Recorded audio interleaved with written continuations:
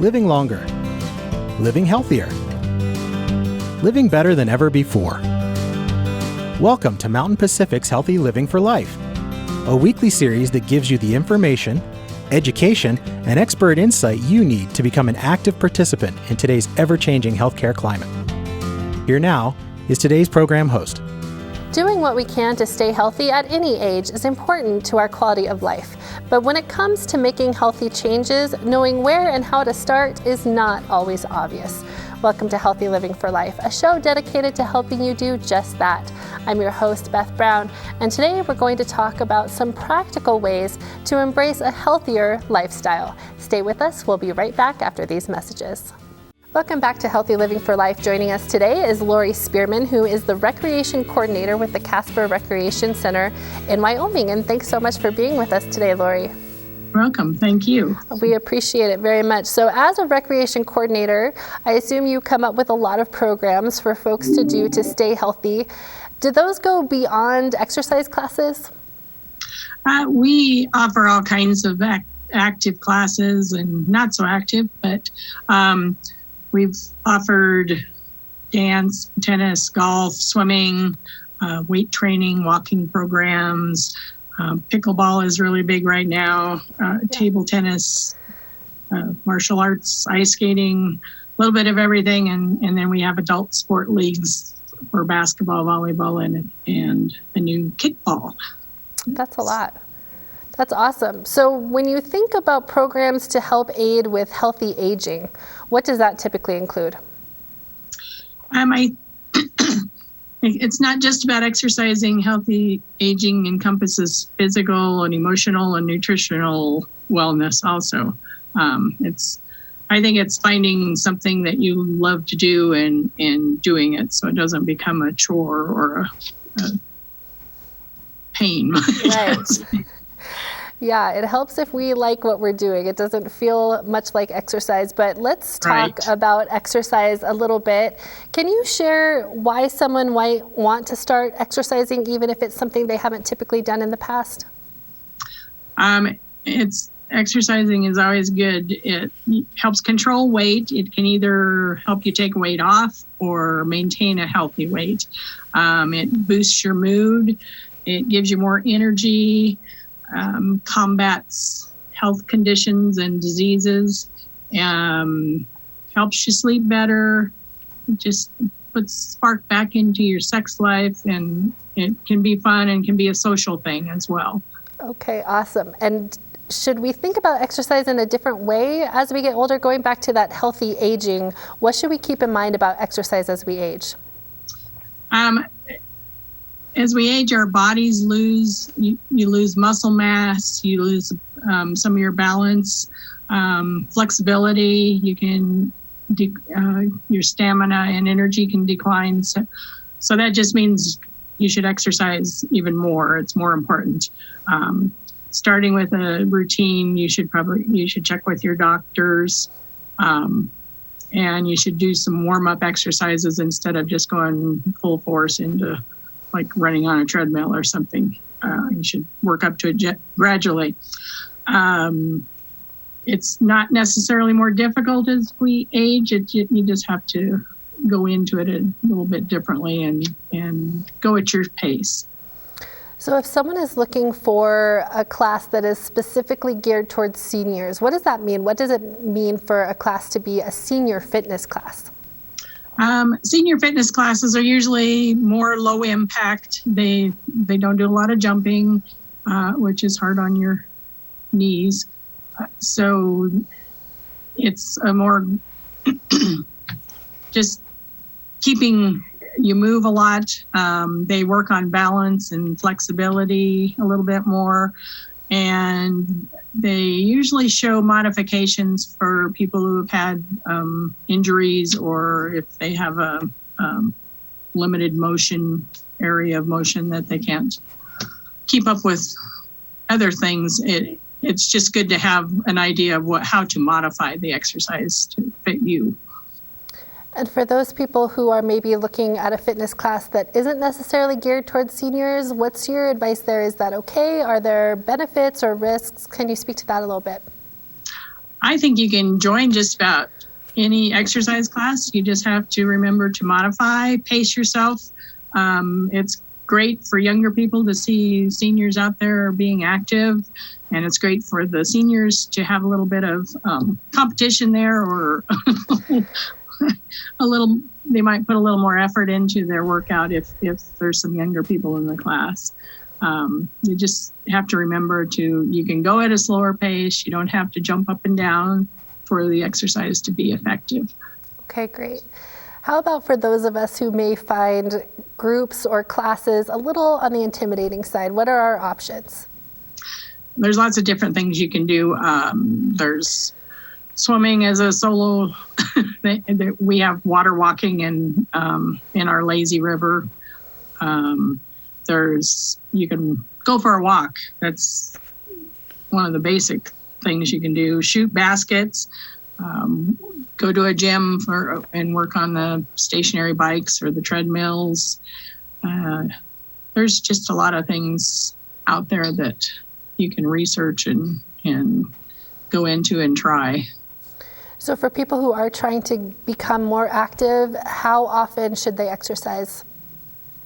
It's recommended, the CDC recommends, I think, 5 days a week, 30-minute sessions. To start out with, you can do just a couple days a week and gradually, get comfortable with that and gradually increase the number of days. Are there any activities that you would recommend that maybe somebody doesn't think about as exercise or that's trending right now that might be fun? I think anytime you're moving is good. My favorite has always been dance. I have taught ballroom and country western. I've taught clogging, folk dancing. Dancing is excellent. It makes your mind think. It improves your balance. And there's all kinds of dance that you can do. But if you don't like to dance, there's a lot of different options out there, and you should be able to find something that you're interested in. What do people need to keep? Oh, sorry. What do people need to keep in mind as far as equipment or clothing if they're getting into exercise? You really don't need any special clothing or equipment. I think most people have a pair of sweats, especially after the COVID winter, to be comfortable in. Just something you can move in. You can just head out the door and start walking if you don't know what else to do. Okay, perfect. All right, we're out of time and we need to take a quick break here. But when we come back, we're going to talk about some other aspects of healthy aging that go beyond exercise. Stay with us. We'll be right back.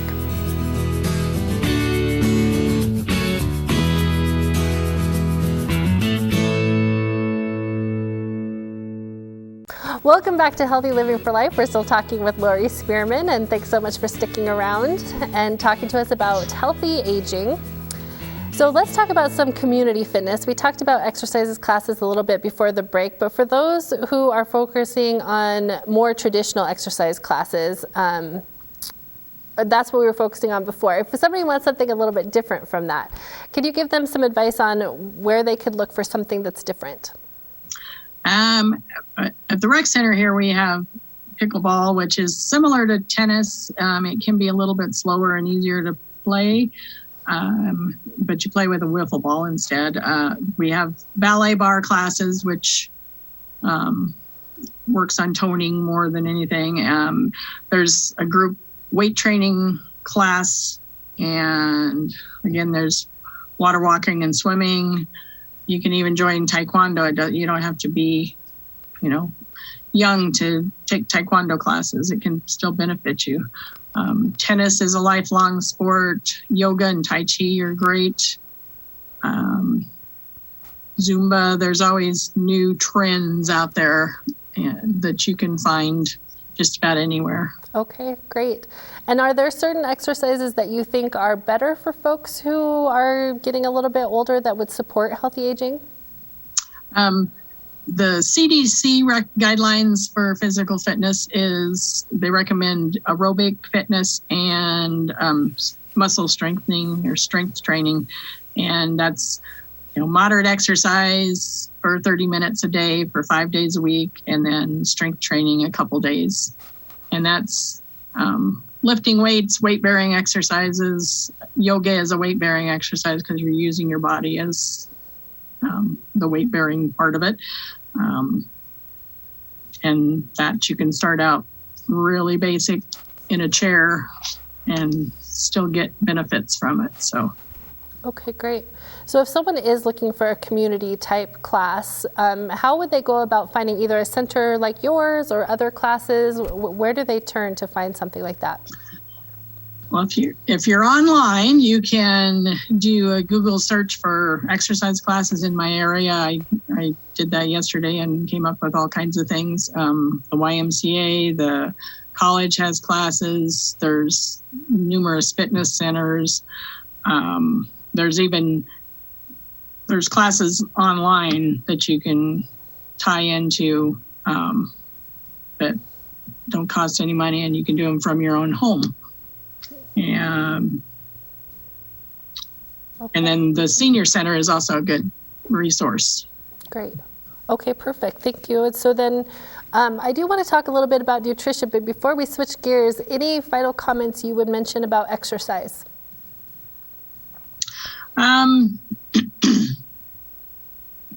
to think. I think just regular physical activity is important, and for a healthy lifestyle, it's good for your bones, your muscles, your brain, a little bit of everything. It can improve your health. It can improve your thinking, problem solving, and enjoy an emotional balance because it's a mood enhancer. That's true. Yeah, tons of benefits. Thank you very much. So let's talk about nutrition a little bit. And when we think about the importance of exercise and all of those benefits you just mentioned and nutrition, how do they compare? Diet's more effective with helping with weight loss, but exercise is critical to maintain that and keeping us active as we age. So you need both.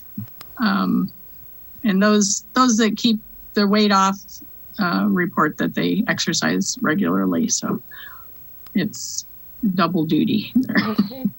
When we think about nutritional education and being educated about what we're eating, do our dietary needs change as we get older? Well, if you've gotten older like me, you notice that it's a lot easier to gain weight as you get older. Your metabolism has a tendency to slow down. So getting enough nutrients and kind of taking fewer calories in is important. So what are some tips there regarding diet? What should an older folk keep in mind there? The usual, eat more foods that give you nutrients, but not a lot of extra calories. Lots of fruits and vegetables, nuts, low-fat dairy, lean meats, seeds, and avoid empty calories, the chips and the candy and the baked goods, soda and alcohol. You should probably strive for a little bit lower cholesterol and fat, and hydration is very important as you get older because your body doesn't tell you that it needs water as well.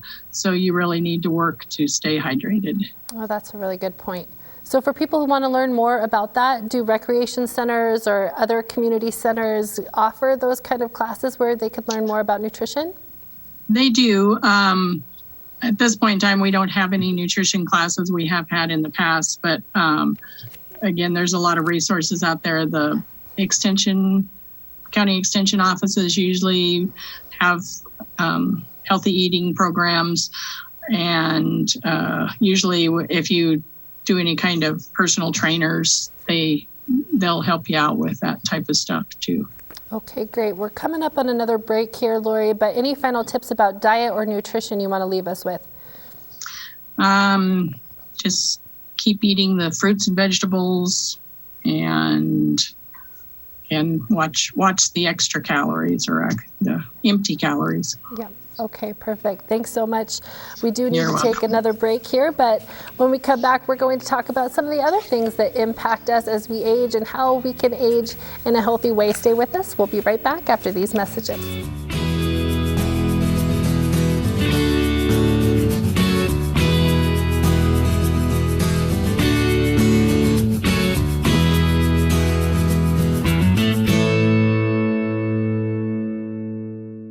Welcome back to Healthy Living. We're still talking with Lori Spearman about aging in a healthy way, and thanks for sticking around with us, Lori. You're welcome. So we've talked about the usual suspects. We've talked about exercise, healthy eating. People generally know those are important. How do we make them stick? Is there a way to make sure that those become sort of lifelong or long-term changes when we make those decisions? Yes. You don't try to change everything all at once. You don't want to burst into an exercise class and eliminate everything from your diet that you think you need to.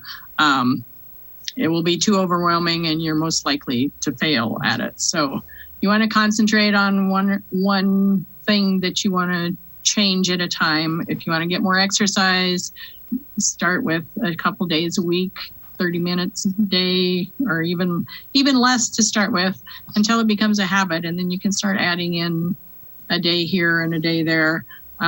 Same with food. Don't take all your soda away, but limit yourself to maybe 6 ounces a day or something like that, and throw in an extra vegetable or fruit. You find that once you get into the habit of eating healthier, you don't crave all the stuff with the empty calories, and it just becomes natural to eat the healthier foods. That's great. Good tips.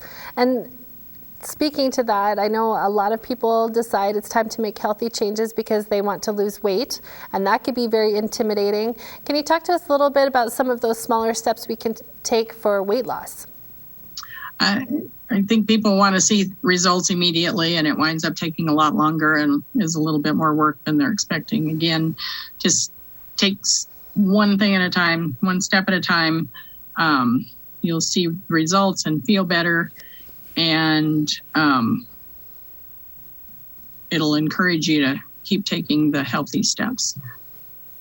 Let's talk about how some of what we've talked about ties into healthy aging and our mental health. Can you talk about that a little bit and how that's an important part of healthy aging? How does exercise and diet help with our mental health?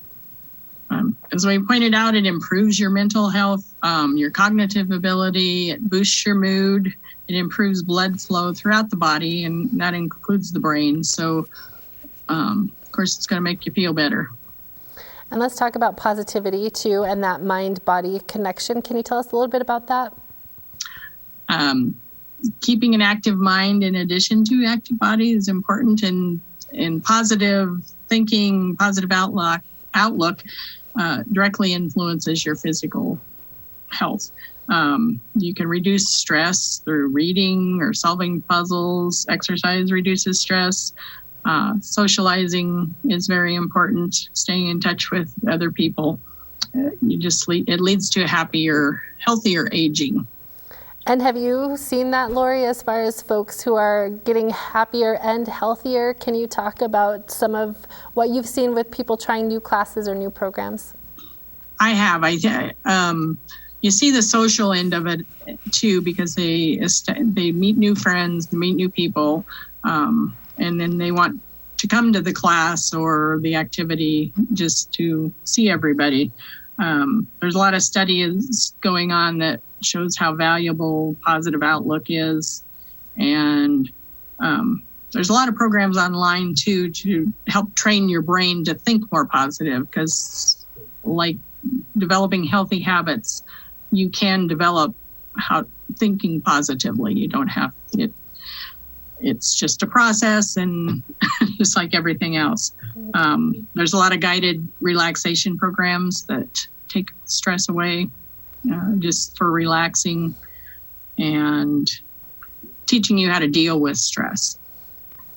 Great. And we touched briefly earlier on talking with your doctor if you're going to start getting involved in an exercise program or making some healthy choices. Can you talk about that a little bit more? Why is that important, and what kind of conversations or questions should people be having with their doctor before starting a program? Regular medical checkups are important for maintaining your health, but it also gives the doctor a base level to, work from and you, so then you can see if there's something else going on. You'll be more likely to catch it earlier. But even diet and exercise can put stress on the body. So it's a good idea to check in with your doctor if you haven't been exercising for a while. And it may help you track your progress and make goals for yourself. Yeah, that's great. Okay, when you talked a little bit too about the social part of it and people just seeing one another and being happy, let's talk about loneliness or feeling alone. How does that play into mental health, and how do programs help with that? I think getting out and doing a class or an activity or something and having a friend or even meeting new people to do the activities with is very important. It helps with your mental health.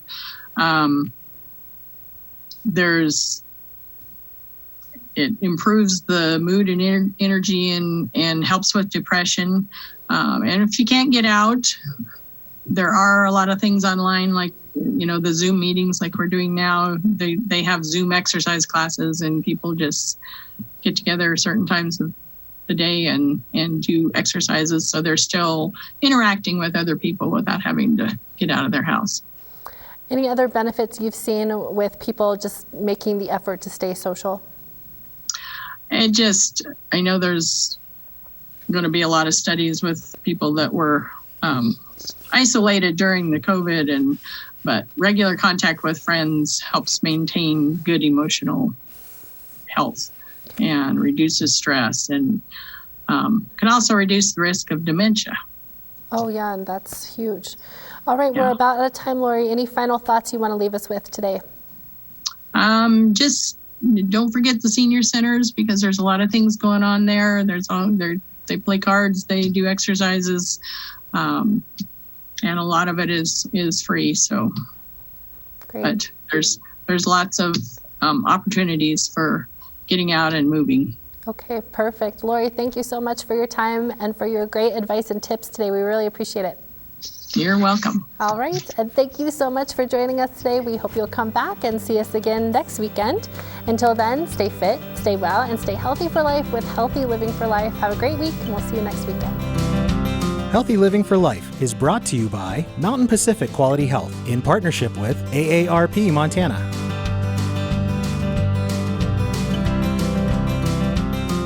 We'd love to hear from you. If you have suggestions for future programs, visit our website at mpqhf.org or call us at 406-443-4020. You can also catch us on YouTube by visiting our website and clicking on the Healthy Living for Life logo.